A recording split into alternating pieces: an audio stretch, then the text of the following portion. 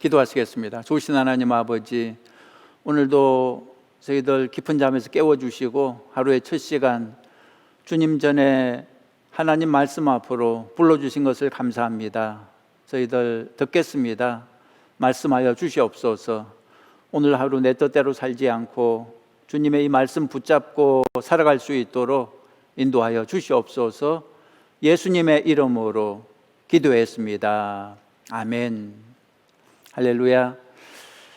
오늘 요한복음 12장 1절부터 8절까지 보시겠습니다. 요한복음 12장 1절부터 8절까지 제가 봉독해 드리겠습니다.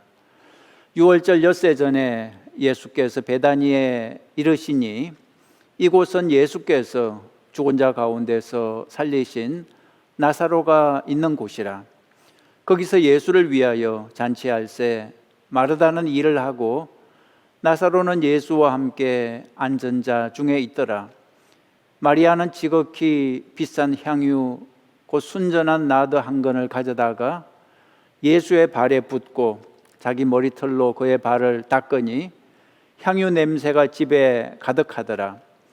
제자 중 하나로서 예수를 잡아줄 가룟 유다가 말하되 이 향유를 어찌하여 300데나리온에 팔아 가난한 자들에게 주지 아니하였느냐 하니 이렇게 말하면 가난한 자들을 생각함이 아니요 그는 도둑이라 돈괴를 맞고 거기 넣는 것을 훔쳐가미러라.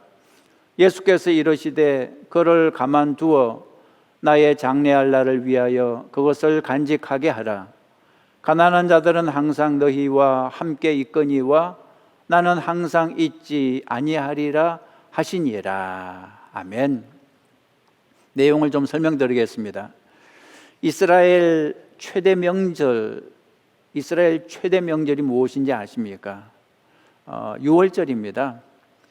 이스라엘의 3대 절기 하면 6월절, 맥추절 그리고 수장절인데 이 중에서 첫째 명절은 당연히 6월절입니다. 6월절이 어떤 날인지 아시죠? 무엇을 기념하는 날입니까? 이스라엘 백성들이 430년 애굽의 종살이를 끝낸 해방 기념일입니다. 한국어로 치면 8.15 광복절이고 미국으로 치면 July 4th 독립기념일이 되겠죠. 6월절은 유대인 달력으로 하면 니산월 1월 14일인데요. 우리 양력으로 하면 매년 조금씩 달라집니다. 금년은 4월 8일부터 16일까지가 6월절이었습니다. 예수님은 6월절 엿새 전에 베다니로 가셨습니다.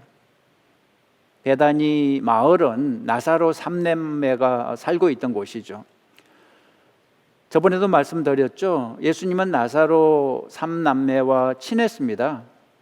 나사로 남매들의 집은 예수님이 언제라도 편하게 쉴 수 있는 곳이었습니다. 오늘 성경의 배경은 나사로의 집입니다. 여기서 예수님께 감사하는 잔치가 열렸습니다. 왜 감사 잔치가 열렸을까요? 지난번에 요한복음 11장을 살펴볼 때 예수님이 죽었던 나사로를 다시 살린 사건이 있었죠. 나사로가 죽음에서 살아났으니 이 보통 경사가 아니지 않습니까? 그래서 예수님께 감사드리는 잔치를 벌인 거죠. 2절을 보시겠습니까? 2절 보시면 거기서 예수를 위하여 뭐할세? 잔치할세. 한참 잔치를 하고 있는데 놀라운 사건이 하나 발생했습니다. 나사로의 동생이 또 그 마르다의 동생 마리아가 예수님 발에 향유를 쏟아 부었습니다. 영어 성경에서는 이 향유를 가리켜 펄퓸이라고 번역을 했는데요. 우리말로 하면 향수라고 할 수 있겠죠. 마리아가 향수를 통째로 쏟아 부으니까 거기 모인 사람들이 깜짝 놀랐습니다. 예수님 발에 향수를 부었다는 사실 그 자체는 큰 문제가 아니었습니다. 왜냐하면 그 당시 풍습이 그랬습니다. 특별히 존경하는 사람이나 귀한 손님에게 머리나 발에 향유를 발라주는 풍습이 있었습니다. 그건 최고 존경한다는 표시요, 최고로 영접한다는 표시였습니다. 그런데도 사람들이 놀란 이유는 이 여인이 너무나 비싼 향유를 부었기 때문입니다. 3절에 보면 지극히 비싼 향유라고 기록되어 있습니다. 그냥 비싼 정도가 아니라 지극히 비싼, 얼마나 비싼 향유였을까요? 5절 보시겠습니까? 5절에 이 향유를 어찌하여 300데나리온에 팔아, 이런 구절이 있죠. 300데나리온에 팔 수 있는 향수였습니다. 300데나리온은 어마어마한 가격이었습니다. 그 당시 한 데나리온은 보통 사람 하루 품삯이었습니다. 그러니까 보통 사람이 300일을 쉬지 않고 일을 해야 벌 수 있는 돈이 바로 300데나리온이었습니다. 요즘 돈으로 하면 얼마나 될까요? 요즘 하루 품삯은 어느 정도 되나요? 뭐 계산하기 쉽게 100불이라고 한다면 100불을 300일, 3만 불이 되는 거죠. 3만 불짜리 향수라면 이건 어마어마한 거 아니겠습니까? 그런데 그 비싼 향유를 한꺼번에 몽땅 쏟아부었다는 거죠. 이 광경을 보고 사람들은 막 화가 났습니다. 5절을 보면 사람들이 화가 나서 이렇게 말하죠. 5절, 이 향유를 어찌하여 300데나리온에 팔아 가난한 자들에게 주지 아니하였느냐. 뭐 맞는 말이죠. 여러분이나 제가 그 자리에 있었다 해도 아마 비슷한 말을 하지 않았을까 생각합니다. 정말 너무 지나친 낭비 아니겠습니까? 더구나 그 당시 예수님의 제자들은 대부분 가난한 사람들이었습니다. 가난한 사람들 입장에서 그런 모습을 보니까 눈에서 불이 난 거죠. 저렇게 귀한 걸, 아까운 걸 낭비하다니. 그런데 사람들이 더 놀란 것은 예수님의 태도 때문이었습니다. 아까 첫 번째는 향유가 너무 비싼 물건이라 놀랐고, 이번에 두 번째로 사람들이 놀란 것은 예수님의 태도 때문이었습니다. 예수님도 당연히 화를 내실 줄 알았는데 화를 내기는커녕 오히려 그 여인을 감싸주었습니다. 감싸주는 것도 뭐 적당히 감싸주는 게 아니라 아주 극진히 칭찬해 주셨습니다. 7절 보시면 예수께서 이르시되 그를 가만히 두어 나의 장래할 날을 위하여 그것을 간직하게 하라. 예수님의 십자가 장래를 위하여 귀한 일을 한 거니까 그냥 두라는 것입니다. 잘했다는 것입니다. 마태복음 26장에 보면 이 사건을 놓고 예수님이 이렇게 말씀을 하셨습니다. 10절, 예수께서 아시고 저희에게 이르시되 너희가 어찌하여 이 여자를 괴롭게 하느냐? 저가 내게 좋은 일을 하였느니라. 가난한 자들은 항상 너희와 함께 있거니와 나는 항상 함께 있지 아니하리라. 이 여자가 내 몸에 이 향유를 부은 것은 내 장사를 위하여 함이니라. 내가 진실로 너희에게 이르노니 온 천하에 어디서든지 이 복음이 전파되는 곳에는 이 여자의 행한 일도 말하여 저를 기념하리라. 예수님이 마리아를 극진히 칭찬해 주신 것을 알 수 있습니다. 복음이 전파되는 곳에는 이 여자의 행한 일도 말하여 저를 기념하리라. 이렇게까지 칭찬을 하신 거죠. 우리는 여기서 당연히 질문이 생깁니다. 왜 그랬을까? 예수님은 이 여인을 왜 이렇게 칭찬하셨을까요? 화를 내기는커녕 왜 최고의 칭찬을 하셨을까요? 예수님도 예쁜 여자에게는 뭐 약하신 것입니까? 예수님이 이 여인을 칭찬하신 데는 영적인 이유가 있었습니다.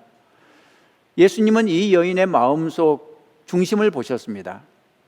사람들은 이 여인의 겉모습을 보고 비난을 했지만 예수님은 이 여인의 마음속 중심을 보시고 칭찬을 하셨습니다. 이 여인의 마음이 너무나 아름다웠기 때문에 칭찬을 하셨습니다. 이 여인의 마음을 알기 위해서는 그 당시 상황을 좀 더 자세히 알아야 됩니다. 자, 그 당시 상황을 좀 더 자세히 설명해 드리겠습니다. 그때 예수님은 십자가 죽음을 코앞에 두고 있는 상황이었습니다. 죽음을 이틀 앞두고 있었는데 마음이 얼마나 착잡했겠습니까? 우리가 언제 죽을지 모르는데 모르는 게 사실은 축복입니다. 내가 죽는 날을 알면 참 견디기 어려울 것입니다. 그러나 예수님은 자신이 죽을 날을 다 아셨습니다. 어떻게 죽을지도 다 아셨습니다. 그러니까 마음이 너무나 힘들었던 거죠. 우리가 매년 고난주간을 지키고 있는데 고난주간은 예수님이 십자가에 달려 죽으시기 전 한 주간, 그때를 말하죠. 고난주간을 예수님은 그때 다음과 같이 보내셨습니다. 일요일, 주일날 예루살렘 입성하셨죠. 나귀 타고 호산나 환영을 받으면서 예루살렘 성에 입성하셨죠. 그 다음에 월요일날 성전 정화하셨죠. 성전에서 그 장사한 무리를 막 몰아내셨죠. 화요일은 많은 비유로 천국에 대하여 가르쳐 주셨습니다. 천국 설교. 수요일은 쉬셨습니다. 이날 베다니를 방문했습니다. 이날. 그리고 목요일은 제자들과 함께 최후의 만찬을 드셨죠. 제자들 발 씻겨주시고 겟세마네 동산에서 기도하시고, 금요일 날 빌라도에게 재판을 받고 이제 십자가에 달려 죽으시죠. 아리마대 요셉 무덤에 안치되고, 그래서 토요일 날은 무덤 속에 계시고 일요일 주일에 아침에 부활하셨죠. 오늘 성경 사건은 고난주간 중에서 수요일 날 발생한 것입니다. 십자가에 달려 죽기 이틀 전에 베다니 마을을 방문하신 거죠. 베다니 마을에는 예수님이 평소에 친하게 지냈던 나사로와 그 누이들, 마리아 마르다의 집이 거기 있었습니다. 마지막 죽음을 앞두고 친한 친구들을 만나는 것은 예수님 마음에 큰 위로가 되었을 것입니다.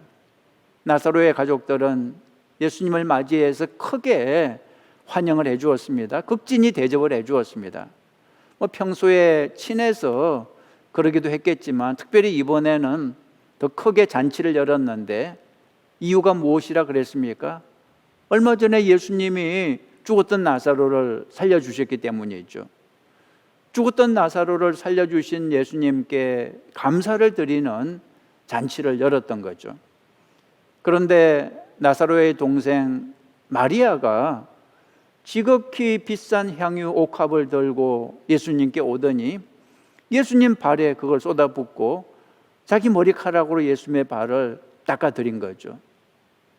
좀 궁금한 것은 마리아는 어떻게 해서 그렇게 귀한 향유 옥합을 소유하고 있었을까요?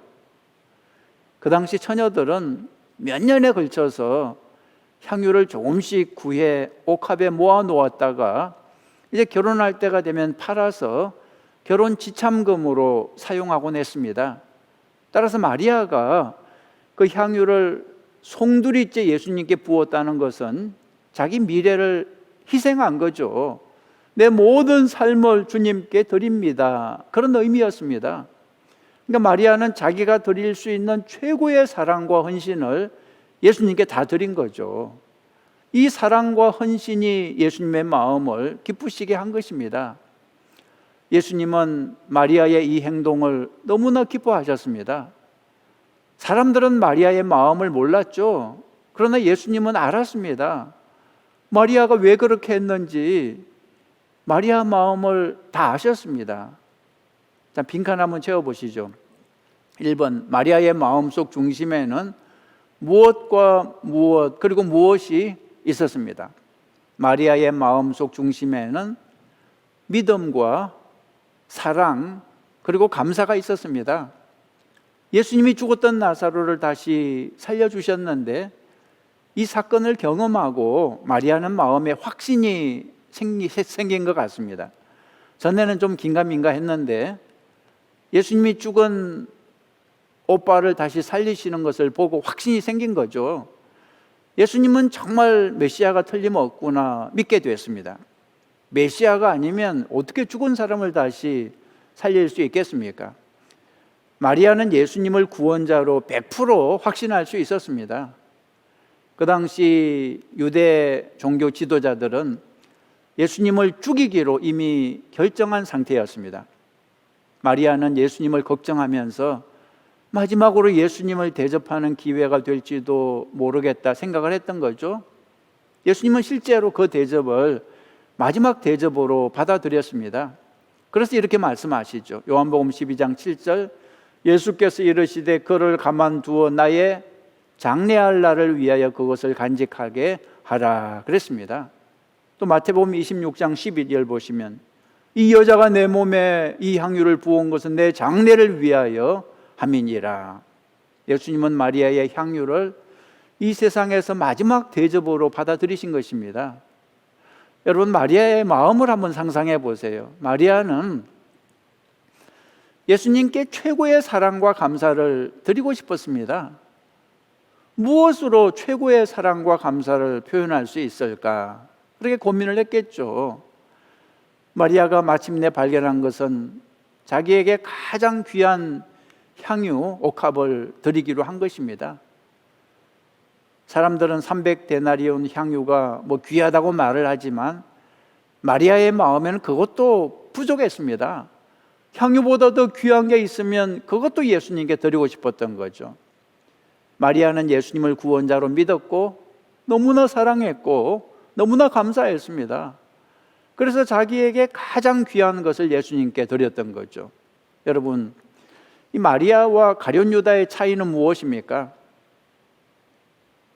믿음의 차이요, 사랑의 차이였습니다. 마리아에겐 예수님을 향한 간절한 사랑과 믿음이 있었고 가룟 유다에겐 그런 사랑과 그런 믿음이 없었던 것입니다. 세상 사람들은 교인들이 교회에 헌금하는 것을 낭비라 생각합니다. 자기들은 쾌락을 위해 하룻밤에 수백만 쓰는 것을 투자요 혹은 필요한 소비라고 생각을 하면서 교회에 헌금하는 것은 굉장히 낭비라고 잘못된 것이라고 생각을 하죠. 왜 이렇게 우리하고 세상 사람들 차이가 있을까요? 그것은 믿음의 차이입니다. 사랑의 차이입니다. 세상 사람들은 우리만큼 예수님을 믿지 않는 것이고 우리만큼 예수님을 사랑하지 않는 거죠. 가룟 유다는 예수님을 메시아라고 믿지 않았습니다. 예수님을 구원자라고 사랑하지도 않았습니다. 그래서 마리아처럼 헌신할 수가 없었던 거죠. 가룟 유다는 예수님과 3년 동안이나 함께 지냈지만 예수님을 하나님으로 알지 못했습니다. 그는 도적의 마음을 가지고 있었다고 성경은 말하고 있습니다. 실제로 가룟 유다는 향유 사건이 있고 나서 얼마 후에 예수님을 은 30에 팔아버렸죠. 가룟 유다의 마음으로 보면 마리아의 헌신은 낭비가 되는 거죠. 근데 어떤 분은 또 이렇게 변명할지 모르겠습니다. 아니, 마리아는 죽었던 오빠가 다시 살아나서 그렇게 헌신할 수 있었지만 나는 그렇게 놀라운 복을 받은 적이 없어요. 정말 그럴까요? 우리는 마리아처럼 그렇게 놀라운 복을 받은 적이 없을까요? 그렇지 않습니다. 우리는 사실 마리아보다 더 큰 복을 받았습니다. 어떤 복을 받았습니까? 마리아는 죽었던 오빠를 다시 얻는 정도였지만 우리는 오빠가 아니라 죽었던 나 자신이 다시 살아난 거 아니겠습니까? 죄 때문에 죽었던 내가 예수님 덕분에 다시 살아나는 복을 받은 거죠. 마귀의 종살이 하던 내가 하나님의 자녀가 되고 하나님의 나라 천국 백성이 된 거죠. 지옥에 갈 수밖에 없던 내가 천국 가는 사람으로 변했는데 이건 오빠가 다시 살아난 거하고 비교할 수 없는 것입니다. 우리가 마리아처럼 헌신하지 못하는 것은 받은 복이 적어서가 결코 아닙니다. 믿음이 적어서 못하는 거죠. 믿음은 눈에 보이지 않습니다. 그래서 내 믿음이 어느 정도인지 나 자신도 알기 어렵죠. 믿음이 없으면서 있다고 착각하기 쉬운 거죠. 여러분, 이런 경우 믿음을 어떻게 확인할 수 있는지 아십니까? 믿음을 다른 단어로 바꾸어서 생각을 해봐야 됩니다. 여러분의 믿음이 어느 정도인지 확인을 해보기 원하신다면 이렇게 한번 해보세요. 믿음은 다른 말로 바꾸어서 사랑이라고 할 수 있습니다. 예수님을 사랑하는 것이 곧 예수님을 믿는 것이죠. 많이 사랑하면 많이 믿는 것이고 적게 사랑하면 적게 믿는 거죠. 믿음은 또 다른 말로 감사입니다. 감사. 예수님께 감사하는 것이 곧 예수님을 믿는 거죠. 많이 감사하면 많이 믿는 것이고 적게 감사하면 적게 믿는 것입니다. 감사가 없는 사람은 사실 믿음도 없는 것입니다. 사랑이 없는 사람은 사실 믿음도 없는 것입니다. 여러분에게 믿음이 있는지 없는지 무엇으로 알 수 있다고요? 사랑으로 알 수 있고 감사로 알 수 있는 것입니다. 여러분, 잊지 마십시오. 믿음과 사랑과 감사는 같은 말입니다. 오늘 여러분의 마음 상태를 좀 점검해 보시기 바랍니다. 내 마음이 어떤 마음인지, 내 마음이 마리아의 마음인지 아니면 가룟 유다의 마음인지, 마리아의 마음은 드리고 싶은 마음입니다. 귀한 걸, 좋은 걸 드리고 싶은 마음입니다. 가룟 유다의 마음은 인색한 마음입니다. 예수님께 드리는 게 아까운 마음이죠. 말로는 주여 주여 하지만 속으로는 나요 나요 하는 마음이죠. 왜 이런 차이가 생길까요? 마리아의 마음과 유다의 마음이 왜 이렇게 다를까요? 믿음 때문입니다. 믿음이 다르니까 마음도 다른 거죠. 마리아는 예수님을 믿었습니다. 구원자로 믿었습니다. 나 같은 죄인을 구원하기 위해 오신 예수님을 믿었습니다. 나를 살리기 위해 나 대신 십자가에 달려 죽으실 그 예수님을 믿었습니다. 그러니까 아까운 게 없죠. 예수님을 위해서라면 내 생명도 내 물질도 아무것도 아까울 게 없었던 것입니다. 그러나 가룟 유다는 예수님을 믿지 않았습니다. 가룟 유다는 예수님과 함께 3년을 지냈지만 여전히 예수님을 구원자로 믿지 못했습니다. 가룟 유다는 도적의 마음을 가지고 있었습니다. 예수님을 이용해서 자기 이익을 취할 생각만 하고 있었습니다. 그래서 예수님을 언30에 팔아먹은 거죠. 마리아와 가룟 유다의 마음이 이렇게 다른 것은 두 사람의 믿음이 다르기 때문입니다. 여러분 마음이 누구를 닮았는지 오늘 아침에 기도하면서 점검해 보시기 바랍니다. 내 마음이 정말 마리아를 닮았는지 가룟 유다를 닮았는지 점검해 보시고 하나님, 마리아의 믿음, 마리아의 사랑, 마리아의 감사를 갖기 원합니다. 그렇게 기도하시기 바랍니다. 기도 제목 드리겠습니다. 첫 번째, 내 믿음의 상태를 보게 하여 주옵소서. 그렇게 기도하십시오. 내 믿음의 상태를 알아야 됩니다. 내가 누구의 믿음을 닮았는지, 내가 마리아의 믿음을 닮았는지, 가룟 유다의 믿음을 닮았는지. 이번에 코로나 때문에 믿음을 잃어버린 사람이 많습니다. 근데 본인은 그 사실을 모르고 있습니다. 내 믿음 잘 있겠지 그렇게 생각하는데 사실은 벌써 없어진 믿음인지도 모릅니다. 여러분 기도하실 때 하나님, 내 믿음의 상태를 보게 하시고 내 믿음을 회복하여 주옵소서. 그렇게 기도하시기 바랍니다. 사랑을 회복하고 감사를 회복하게 하여 주옵소서. 그렇게 기도하시기 바랍니다. 두 번째로 여러분 교회를 위해서 기도하십시오. 지금 전 세계 교회가, 우리 교회를 포함해서 전 세계 교회가 이 코로나 사태로 흔들리고 있습니다. 작은 교회들은 교인들이 떠나고 있습니다. 이제는 교회 문을 열어도 교인들이 오지 않습니다. 교회를 다시 회복해 달라고 기도하시기 바랍니다. 예배를 다시 회복해 달라고 기도하시기 바랍니다. 그리고 세 번째로 속히 코로나 바이러스가 떠나가고 온 세계가 하나님께 돌아올 수 있도록 그렇게 기도하시기 바랍니다. 우리 같이 기도하겠습니다. 좋으신 하나님 아버지, 이 새벽에 저희들 주님 앞에 간절히 기도합니다.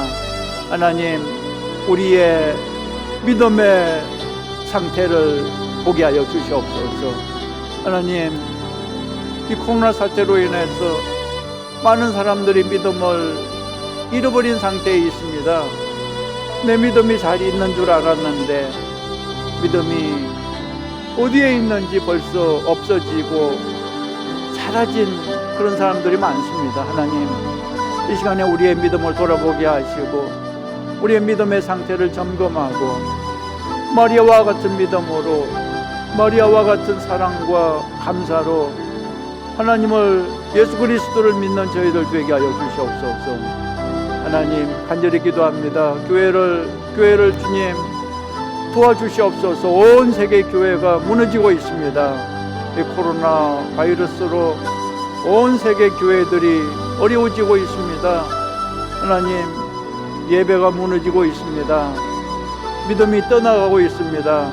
하나님, 이 안타까운 이 상황 속에서 주님 도와주시옵소서. 속히 코로나 바이러스가 떠나가고 하나님, 예배가 다시 회복될 수 있도록, 교회가 다시 회복될 수 있도록 주님 도와주시옵소서. 하나님 아버지, 간절히 기도합니다. 특별히 우리 자녀들을 위해서 기도합니다. 우리 자녀들이 학교도 가지 못하고 하나님 아버지 집에서 생활하고 있습니다. 교회도 오지 못하고 온라인으로 하나님 아버지 생활하고 있습니다. 주님 도와주시어서 우리 자녀들이 믿음을 잃어버리지 않도록 주님과 더욱더 가까워지고 믿음이 성장할 수 있도록 주님 도와주시옵소서. 하나님 이 시간에 우리의 문제들을 주님께 올려드립니다. 하나님 도와주시고 주님께서 해결해 주시고 병든 자를 치유해 주시고 하나님 여러가지 시험에 든 자를 회복하여 주시옵소서.